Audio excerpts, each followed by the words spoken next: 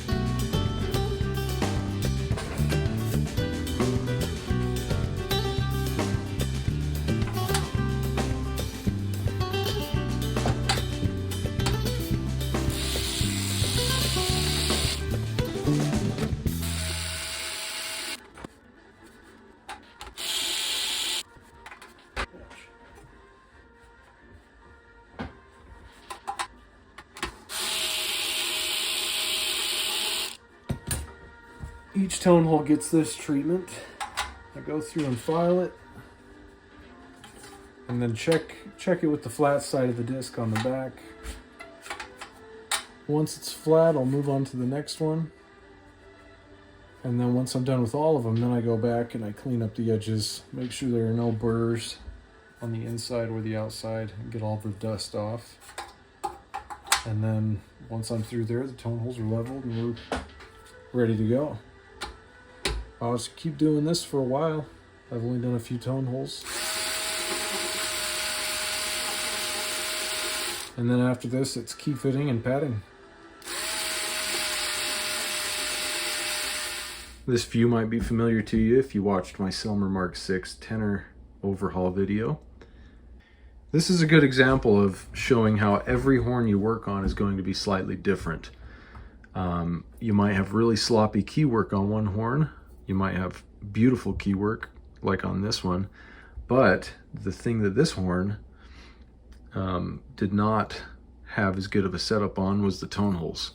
There were more, surprisingly to me, there were a lot of uneven tone holes on this, and I had to spend a little bit more time leveling these up and filing them than I normally would, and certainly more than I did on the Mark VI, even though this horn's a little bit newer and didn't really take any body damage. But again, each horn's going to present its own set of problems, its own set of unique circumstances that you have to go through meticulously and cater the work that you do to that instrument. So like I said, this G sharp kind of gives me an idea that the rest of the key work might not be that bad. But like I said, I didn't necessarily save any time because I spent a lot more time on the tone holes. So where there's give, there's also take, and there's some things you just need to be aware of. So it's never a one-size-fits-all solution. If you saw my Mark VI tenor overhaul video, I talked a bit about how my process goes for doing the adjustment materials. Sometimes I'll go through and I'll repad the entire instrument, and then I'll come back and take it apart and then go through and do all the key corks and adjustments. This time around on this Mark VII, I am going to go through it as I work on it. So I've already padded, you can see the seats in these pads here, and I'm going to put the corks on as I go. This is one of the more kind of detailed parts of the overhaul process that takes a bit of time. But I'm going to put tech cork on the tops of these keys. So you'll notice here, in this case, we have the key foot, and then we've got the arm here. On the bottom of the foot, there's natural cork. And I like to always have natural cork here where the key meets the body, because sometimes I need to sand this to get the height correct from one key to the next so that there's no lost motion. Say when you have the D, I got the D in my hand here. When you have the D and the E side by side, if one of them is taller than the other one's going to have lost motion before it actuates the F sharp bar. So what I do though to level the playing field on the tops is put the same tech cork on the top. Now the reason I use tech cork instead of natural cork is because the tech cork doesn't compress the way that natural cork does over time. And on these tops, I don't need the same ease of sandability for the customization. I just want this part where the F sharp bar meets each individual key foot to be a solid connection. So that brings us to the thickness. You see we've got incremental millimeters, 0.3, 0.4, 0.5, half a millimeter, going all the way up to, well, I've got more other places, but this little booklet goes up to 9. Now, if you go too thick, it doesn't quite feel good under your hands. And if you go too thin, it's noisy. For me, the sweet spot that I like to use is 0.5. So I'm just gonna cut a little strip of this.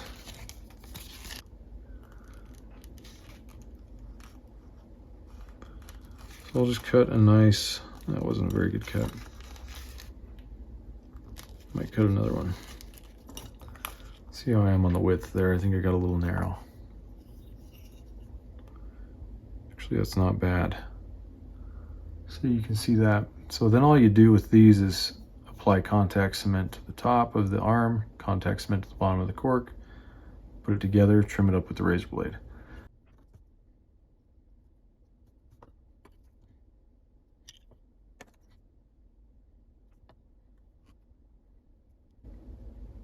With this glue, you want to make sure you don't get too much. You have to get a nice even coat in order for it to set up properly and give you a good bond onto the metal.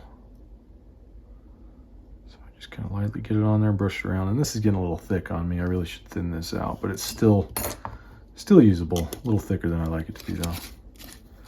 So now I wait about 10 minutes or so. While I'm waiting though, this G-sharp should be ready. Some that I painted earlier.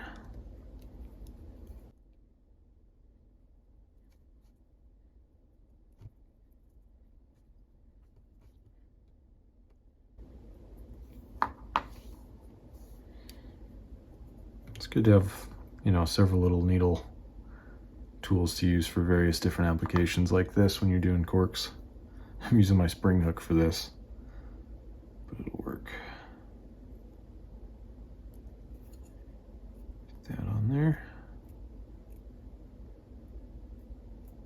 There you go.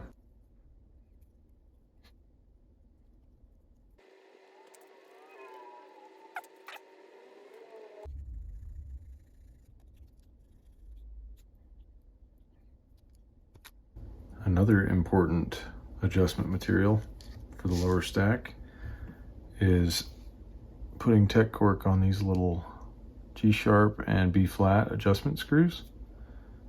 These corks tend to wear out and fall off. These aren't too bad though.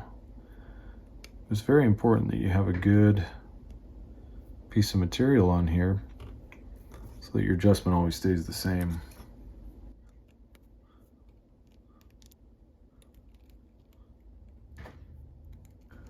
Yet another good application for a pin vise with a needle spring.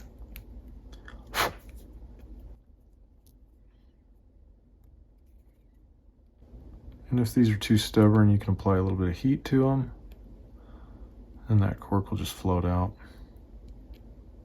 Now that I've got all the cork out of these, I can replace it with new tech cork. Take a little leather punch here. Tap me out some.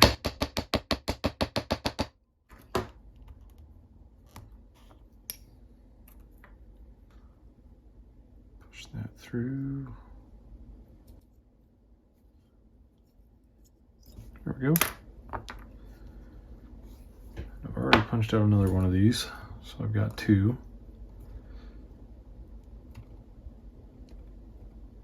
Do a little dry fit here.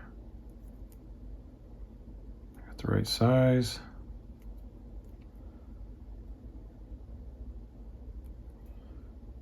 Goes in there and fits nice. So I'll glue that up, get that set, and then I will finish it by rounding it over. When it comes to materials, it's maybe one of the areas where technicians will generally follow the same principles, but they might have different preferences on what they like to use where, and that's okay. As long as you end up with the final result that you can guarantee and know that it's going to work the way you want it to, feel the way you want it to, then you'll be okay. Whether, like for instance on this, you could use natural cork in these holes, which is what was in there before, but for me, tech cork's just a little bit firmer, gives a little bit more solid fill, and will last longer without compressing. So yeah, to any technicians who may be watching this, leave a comment below. Do you like to use tech cork for these adjustments? Do you use something else? Some combination of natural cork, or maybe for the upper side of the key feet where I'm using tech cork, maybe you'll use some sort of laminated felt or something, or leather. I mean, I've seen people do that too. Works great. Let me know down below what your preferences are and why, because it's always super interesting.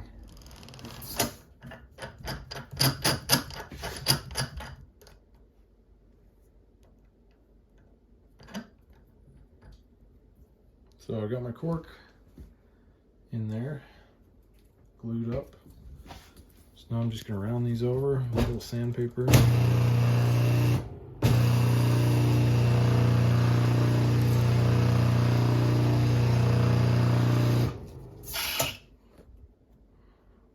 And rounding that over will just ensure that no matter how far I tightened up to get the proper adjustment, it'll always feel consistent.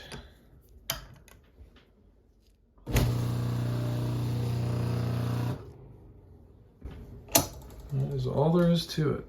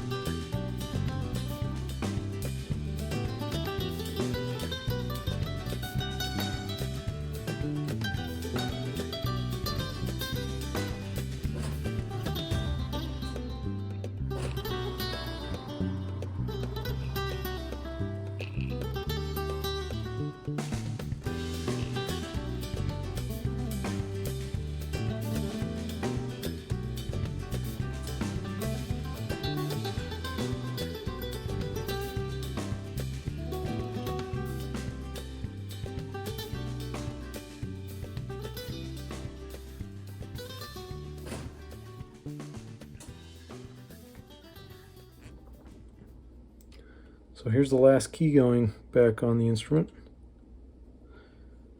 The last pad left to seat. Once I do that, everything else on the horn is roughly set up. So I can do a play test of the instrument, make any notes. If there's anything that I need to go through and tweak. Usually I'll do that the following day. That way I can give it time to kind of settle in.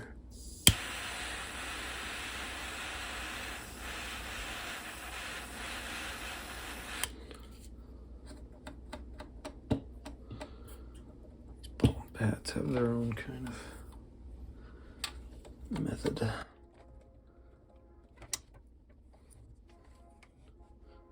Anyway, looks like it's seating pretty good. Just need to sand that cork down because it's a little too thick. Anyway, I'm going to go play test this and we'll see how it goes.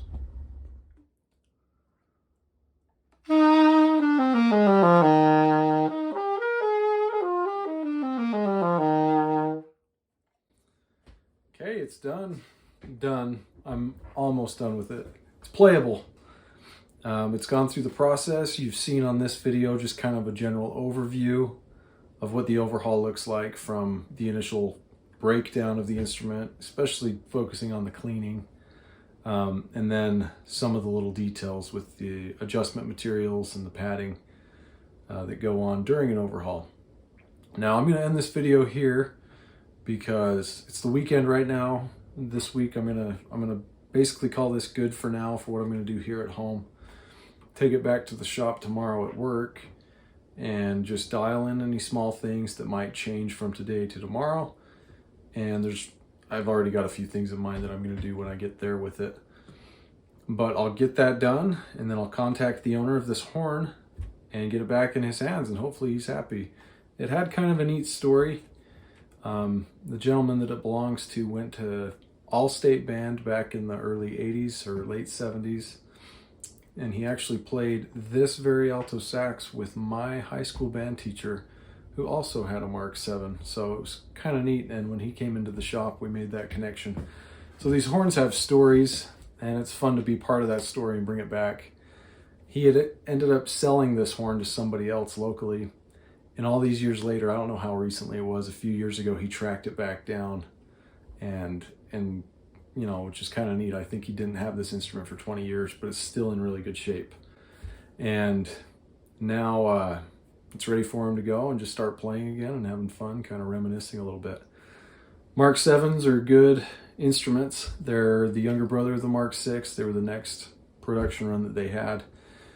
Not nearly as long of a production run, so there's not as many of these around as there are the Mark VI, but they're good instruments. They're different. I wouldn't say they play the same as a Mark VI, but they're close. A little bit darker. Some guys describe these as classical horns rather than jazz horns, but really it just kind of depends. If the horn works for you and you like the way it plays and it responds well, that's your horn. Doesn't matter if it's a Super Action 80 or a Mark VI or a Mark VII or a Supreme, you know, Selmer's latest and greatest. If you like the horn, play it. That's all that matters. There's no best horn out there. There's only some that are more popular than others. But anyway, like I said, I'm going to end this now.